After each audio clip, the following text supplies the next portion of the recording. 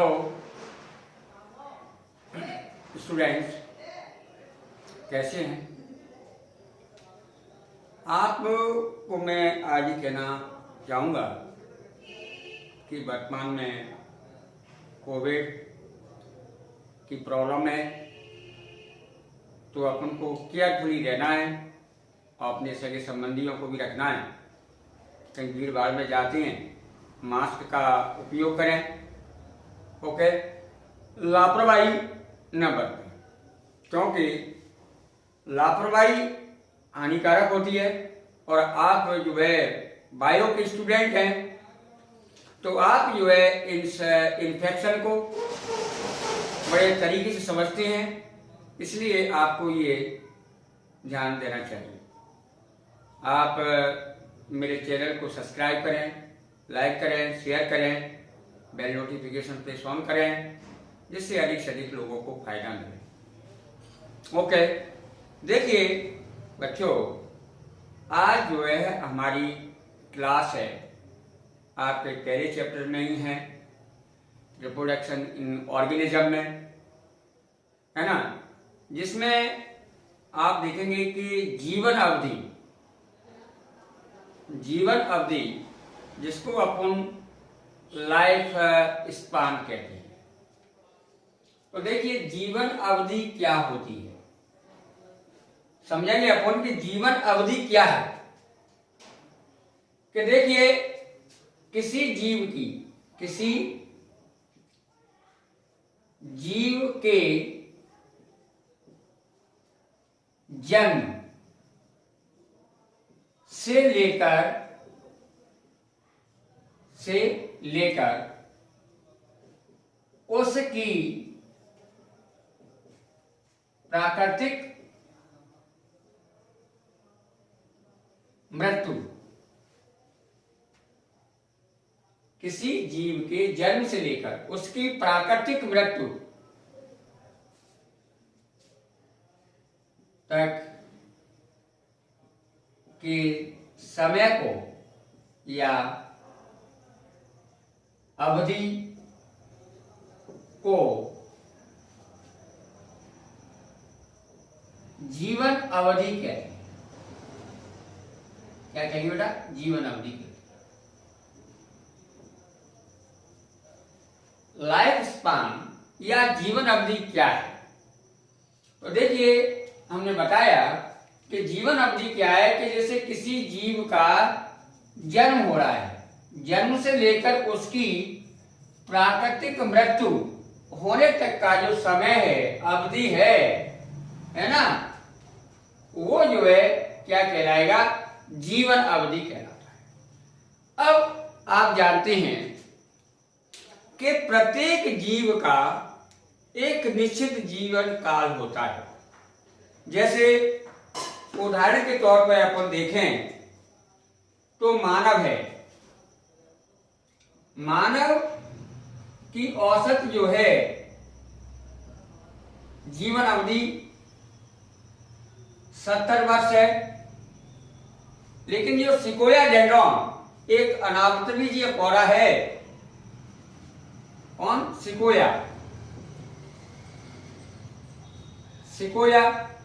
Sequoia dendron जो अनावृतबीजीय पौधा है, उसकी उम्र 3000 वर्ष है। ओके, आपका जो है डॉग है, कैट है, उसकी 15 वर्ष होती है। और मे फ्लाई मक्खी है, उसकी जो है लाइफ स्पान ओनली 1 डे होती है। मे फ्लाई की अवधि कितनी होती है? 1 दिन। ठीक है,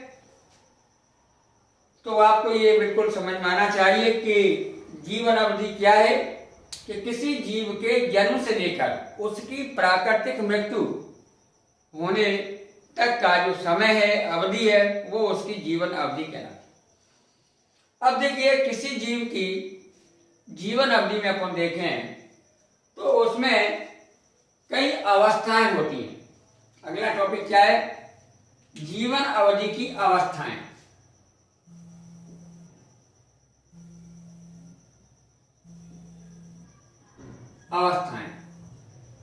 जीवन अवधि की अवस्थाएं। तो देखिए, जीवन अवधि में निम्न अवस्थाएं होती हैं। नंबर 1 होती है आपकी किशोर अवस्था, दूसरी होती है परिपक्वता, तीसरी होती है काल प्रभावन एवं जीर्णता, चौथी होती है मृत्यु। ओके, अब अपन बताएंगे कि किशोर अवस्था क्या है। जीवन अवधि में किशोर अवस्था के दौरान क्या है, जीव प्रजनन के लिए तैयार होता है। काय के लिए? जनन के लिए तैयार होता है, तैयार होता है। इसलिए इसको अपन क्या कह सकते हैं, पूर्व जनन अवस्था, पूर्व जनन अवस्था आप कह सकते हैं। ठीक है। परिपक्वता, इस सेकंड पेज में जीव है वो क्या है, प्रजनन करता है। क्या करेगा? प्रजनन करता है, तो इसको अपन प्रजनन अवस्था भी कह सकते हैं। ठीक है, जिससे उसकी संख्या में, जीवों की संख्या में वृद्धि हो। उसके बाद तीसरी स्टेज आती है काल प्रभावन या वयता। देखिए, यहां ही समझे आप, काल प्रभावन क्या है, वयता क्या है। देखिए कि जीव की उम्र वृद्धि के साथ साथ जीव की उम्र वृद्धि के साथ साथ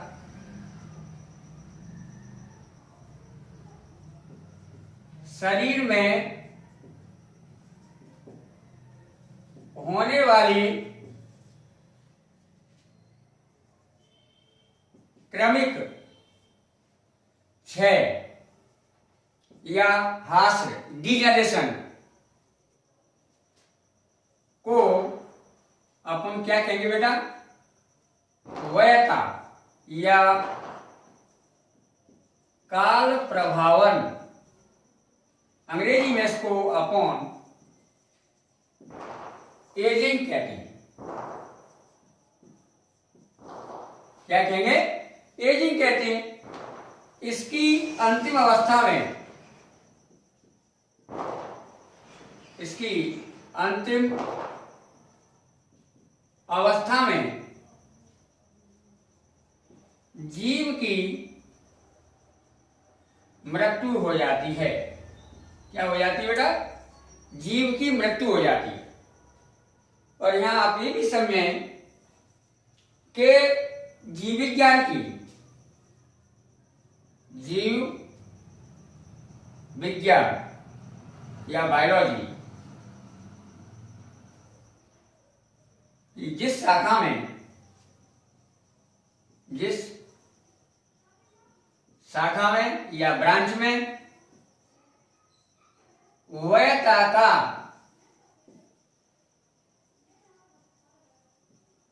अध्ययन किया जाता है, उसे जीरोंटोलॉजी कहते हैं। ओके, ये बहुत अच्छा क्वेश्चन है कि वयता के अध्ययन को क्या कहते हैं। वयता के अध्ययन को अपन जीरोंटोलॉजी कहते हैं। ठीक है, ये आपका क्या हुआ बेटा? वयता हुआ। अब देखिए, नेक्स्ट स्टेज आती है जीवन अवधि में, वो है आपकी क्या? मृत्यु। चौथी अवस्था है। अब मृत्यु किसे कहती है? कि किसी जीव की शरीर में, जीव के शरीर में किसी जीव के शरीर में होने वाली जैविक क्रियाओं के बंद हो जाने की अवस्था को मृत्यु कहते हैं, डेथ कहते हैं। अब ये बात आती है कि आखिर में डेथ क्यों होती है। देखिए बेटा, मृत्यु क्या है कि किसी जीव है, उस जीव के शरीर के अंदर जैविक क्रियाओं के बंद हो जाने की अवस्था को अपन मृत्यु कहते हैं। ठीक है। अब मृत्यु क्यों होती है? मृत्यु किसी भी कारण से हो, ठीक है, एक्सीडेंटल है या कोई रोग है, लेकिन उस दौरान होता क्या है कि जीव के शरीर के लिए ऑक्सीजन की सप्लाई है अवरुद्ध हो जाती है, जिसके कारण जीव की मृत्यु हो जाती है। अब मृत्यु है वो दो प्रकार की होती है। एक होती है चिकित्सकीय मृत्यु, दूसरी होती है जैविक मृत्यु। चिकित्सकीय मृत्यु क्या होती है कि जब नाड़ी दर या नाड़ी स्पंदन, नाड़ी की दर रुक जाती है और हृदय स्पंदन दर रुक जाए और नेत्र की पुतलियां हैं स्थिर होकर जब फैल जाती हैं, उस कंडीशन में उसको कहेंगे अपन क्या, क्लिनिकल डेथ या चिकित्सकीय मृत्यु कहते हैं। ओके। चिकित्सकीय मृत्यु के बाद भी हमारे शरीर की सेल्स 5-6 घंटे तक लिविंग रहती हैं, उनमें मेटाबॉलिक रिएक्शंस होती हैं और जब जो है जीव शरीर की कोशिकाओं के अंदर संपूर्ण रूप से बायोलॉजिकल रिएक्शन का होना बंद हो जाता है, उस कंडीशन को अपन बायोलॉजिकल डेथ कहते हैं। अब देखिए बेटा, एक यहाँ प्रश्न आता है, वो आप ये समझें कि अंग प्रत्यारोपण किस मृत्यु के बाद किया जाता है। ओके, तो आपको बड़ा सरल सा आंसर देना है कि अंग प्रत्यारोपण सदैव चिकित्सकीय मृत्यु के तुरंत बाद किया जाता है। क्यों? चिकित्सकीय मृत्यु के बाद जो है बॉडी की सेल्स हैं वो 5-6 घंटे की अवधि तक लिविंग रहती हैं, अतः चिकित्सकीय मृत्यु के तुरंत बाद अंग प्रत्यारोपण किया जाता है। ओके। अब यहाँ आप ये भी समझ लें कि मृत्यु का महत्व क्या होता है। देखिए, या मृत्यु का पॉजिटिव व्यू क्या है। मृत्यु का पॉजिटिव व्यू है बेटा, नंबर 1 जैसे अपन बताएं कि आपकी जो पॉपुलेशन है, ये जनसंख्या है, क्या है बेटा, जनसंख्या। जनसंख्या में मृत्यु क्या करेगी, अनावश्यक वृद्धि को रोकती है। क्या करती है? जनसंख्या में अनावश्यक वृद्धि को रोकती है। दूसरी बात, ये प्राकृतिक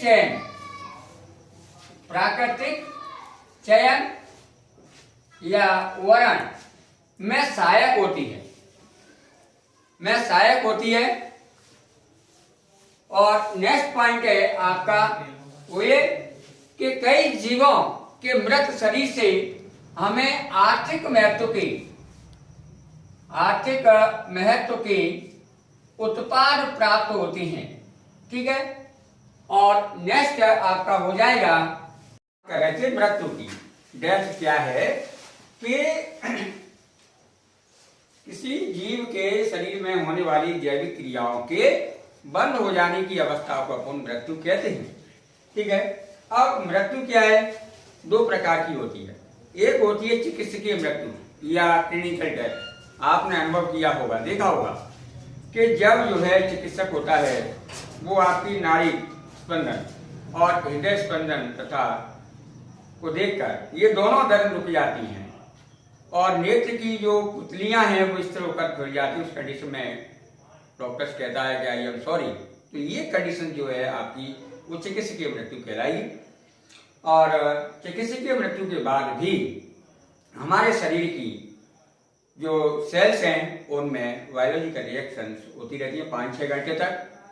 और जब ये सेल्स के अंदर जैविक क्रियाओं का होना भी बंद हो जाता है तो उस कंडीशन को अपन बायोलॉजिकल डेथ कहते हैं। ओके, अब देखिए एक बात यहाँ मैंने अभी बताया, आपको समझ में आना चाहिए कि अंग प्रत्यारोपण वो किस मृत्यु के बाद किया जाता है। जैसा मैंने अभी बताया आपको कि चिकित्सकीय मृत्यु के तुरंत बाद अंग प्रत्यारोपण किया जाता है। क्यों किया जाता है? क्योंकि चिकित्सकीय मृत्यु के बाद हमारे शरीर की जो सेल्स हैं वो लिविंग रहती हैं। ठीक है, कभी भी अंग प्रत्यारोपण जैविक मृत्यु के बाद नहीं किया जाता है। अब जैसे बात आती है कि डेथ है या मृत्यु है, उसका पॉजिटिव व्यू क्या है या महत्व क्या है, तो आप जानती हैं कि डेथ बायोलॉजिकल प्रोसेस है, महत्वपूर्ण रिएक्शंस है। ये इसका सबसे बड़ा फायदा यह है, महत्व यह है कि ये जनसंख्या में अनावश्यक वृद्धि को रोकती है। ओके, क्या करती है? अनावश्यक जनसंख्या वृद्धि है जनसंख्या में, उसको रोकने का कार्य करती है। दूसरी बात, ये प्राकृतिक चयन नेचुरल सिलेक्शन में सहायक होती है। अगला, इस मृत्यु से क्या है, आप जानते हैं कि आर्थिक महत्व के प्रोडक्ट प्राप्त होते हैं। कई जीव ऐसी हैं जिनके मृत शरीर से हमें विभिन्न प्रकार के इकोनॉमिक इंपोर्टेंस वाले प्रोडक्ट प्राप्त होते हैं, चाहे वो सींग है या आपकी जो जंतुओं की त्वचा है, उससे विभिन्न प्रकार के प्रोडक्ट जो है इकोनॉमिकली हमें प्राप्त होते हैं। और अगला है कि मृत्यु जो है पदार्थों के पुनर्चक्रण में सहायक होती है, रिसाइकलिंग में सहायक होती है। ठीक है ना बेटा? तो ये आज का हमारा टॉपिक रहा। ये आपको बिल्कुल समझ में आ गया हो। आप पूरा मेरा वीडियो देखें और कमेंट्स करें, चैनल को मेरे को सब्सक्राइब करें, लाइक करें, शेयर करें। इसी उम्मीद के साथ अपन नेक्स्ट वीडियो में नए न्यूज़ के साथ मिलेंगे। लेकिन आप जो है लाइक करना, सब्सक्राइब करना और बेल प्रेस ऑन करना मत भूलना। Okay, thank you.